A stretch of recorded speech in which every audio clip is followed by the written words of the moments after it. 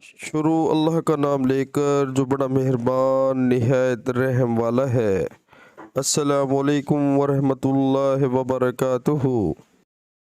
میں نے نبی کریم صلی اللہ علیہ وآلہ وسلم کے لیے غسل کا پانی رکھا تو آپ صلی اللہ علیہ وآلہ وسلم نے پہلے پانی اپنے ہاتھوں پر گرا کر انہیں 2 یا 3 بار دھویا، پھر اپنے داہنے ہاتھ سے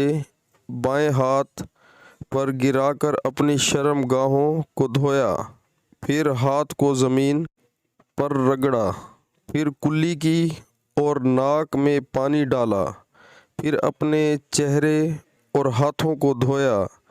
پھر اپنے سر کو 3 مرتبہ دھویا،